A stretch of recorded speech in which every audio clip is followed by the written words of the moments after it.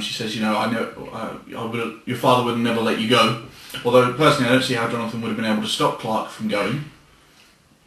Because I think Jonathan would have said, if this is what you have to do, son, then you have to do it. Because I think that's Jonathan Kent. True. Yeah. Yes.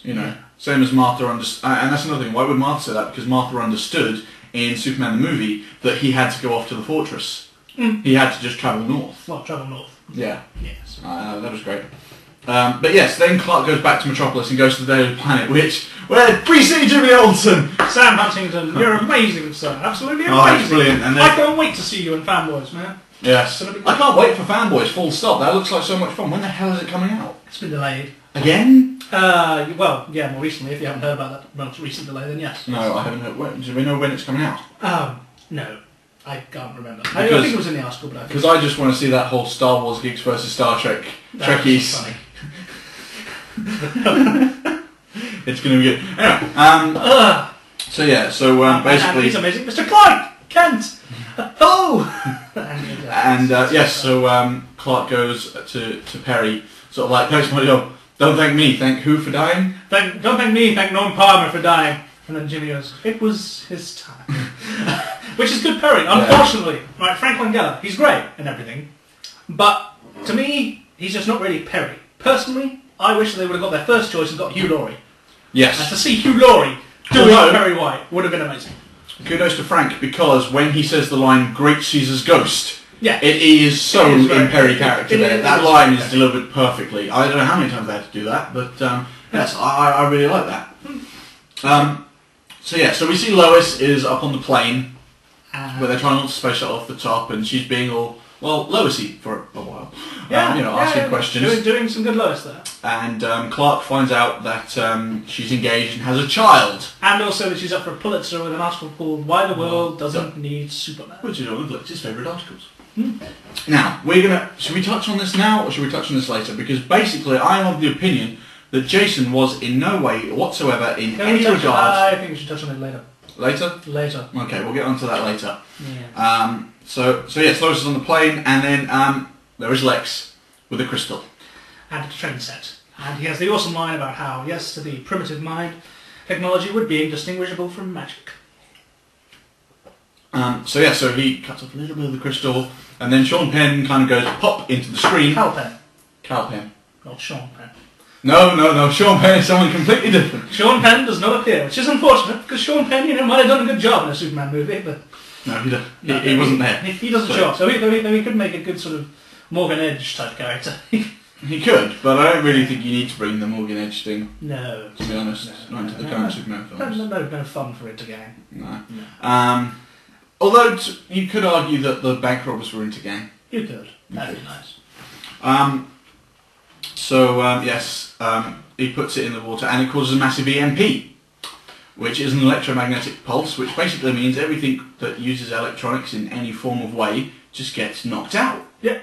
That's the power blackout. Fun times for all. But now the plane is in jeopardy. And Clark is in a bar drinking Budweiser. Yeah, Clark goes to a bar with Jimmy and has some beer. Which, personally, it's not the fact that Superman can't drink, because obviously he's immune to alcohol. It's the fact that it's such blatant endorsement. It's like me going, I would like another Coca-Cola, please. Because he's got the Bud thing. Yeah. But then they're doing it later with Mountain Dew. But the Mountain Dew one was just on the taxi. Taxis go around with adverts on all the time. That's true. It was a subtler one. And they have, it's just the way he had the label placed directly towards the camera. And they have the Dell computers and the baseball game, which is full of promotion, and Virgin shuttles. Yeah, but it's all done to complement the story. That was the one bit where you were like, product placement hitting me in the face! And also, the fact that a Superman film would be endorsing an alcoholic beverage, no. Fair enough. Doesn't sit well with me. Doesn't bother me, but... fair enough. I remember him back in the 90s and stuff, going to bivos and drinking and having hamburgers and... Yeah, no, that's fair enough, but he never kind of endorsed sort of like a certain brand of beer. It was very much product placement, we get sponsorship money for this. True. But I feel for a beer, we're spending way too much time on it. Yeah. So yes, the player's in jeopardy, and Clark leaves the bar, and they do that shot, they do the shot, which just makes me so happy. It was very good. So yeah, so basically the shuttle, the engine's gone up because the clamps are stuck, and they're rocketing up towards space, and there's the F-14 Tomcat going, we've got a bogey, and you see Superman. Meanwhile, Lois Lane has unstrapped herself from her seat, has gone to help the person, put her in the seat, and when the ignition kind of goes, she goes flying to the back of the plane and whacks her head. She starts going boing, boing, boing, boing, boing, boing, boing around the plane. My point with this is that fair enough, Lois Lane helped someone. It's not that she's getting one around her hand. It's the fact that afterwards she has no injuries whatsoever. She's fine. She is fine. So fine that, she faints, and that's about the extent of her medical problems. And if I got thrown around that much, I think I'd have a few broken bones, some concussion, some bruises at least. You know. I mean, let's face it, people had bigger bruises from a sort of like a suitcase hitting the side of their head. Yes. But anyway, so yes, Lois is there at the back, and she looks out the window to see this little blur, and then you get John Ottman going dun dun dun dun dun dun dun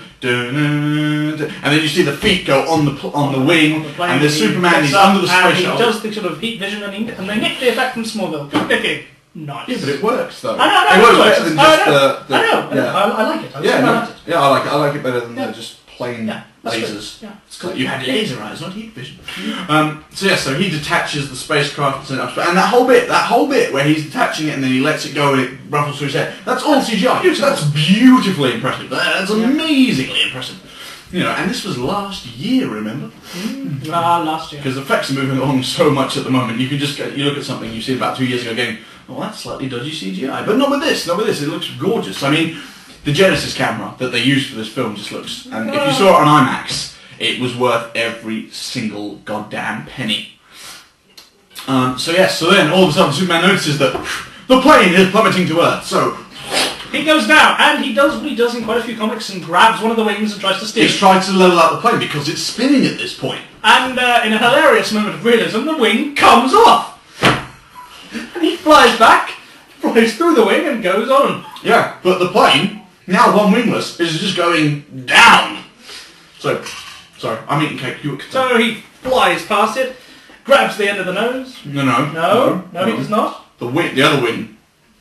The other wing comes up and he punches his way through it and grabs the nose end of the plane and just starts trying to push it back. There's this wonderful camera shot where it just goes at the back of him, goes down the plane until he gets stopped and he goes like this, and then they cut to a baseball field and the guy goes boom, and as you look up, there's this plane coming towards them, and you're like, oh shit. And at this point, I tell you, in no dishonesty whatsoever, it was one of the most exciting cinema sequences I've ever seen. It's one of my favourite action sequences of all time. It's up there with sort of like Spider-Man 2 and Doc Ock from Tower to Train in Spider-Man 2.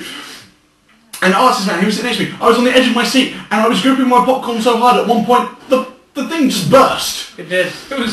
It was great, and he gets that, and then again a lovely moment of realism when he's trying to stop the plane, and obviously Superman could technically stop the plane like that, but because there's people in it, he has to stop it slowly, and when he does, and the nose starts crumpling, there's so there's some kind of Ripley shockwave up the front. Yeah, and then he kind of drops back, and it was excellent, it was wonderful, and I just was tingling. Afterwards, everyone sort of in the baseball field gets up and starts clapping. And when we went to the press screening, everyone got up and started clapping. I have to admit, I started because I went, yes! When he saved the plane, I was like, clapping. And then everyone around us started clapping. And it was... And you knew it was an excellent scene, because, I mean, how many films can you actually say you've been to a screening where they start clapping? I mean, before that, I think the other one, apart from Spider-Man 2, where he stops the train, was probably Lord of the Rings, Fellowship of the Ring, where the Uruk-hai gets his head chopped off by Aragorn. Yeah. I think that was the only other time that people have just started... People start getting involved in it, which because it doesn't happen. Although I think Fantastic Four people were clapping at the end of it. Yeah. But at the end, it wasn't one particular scene where everyone was just like, yes! We've just seen cinematic brilliance. Well done.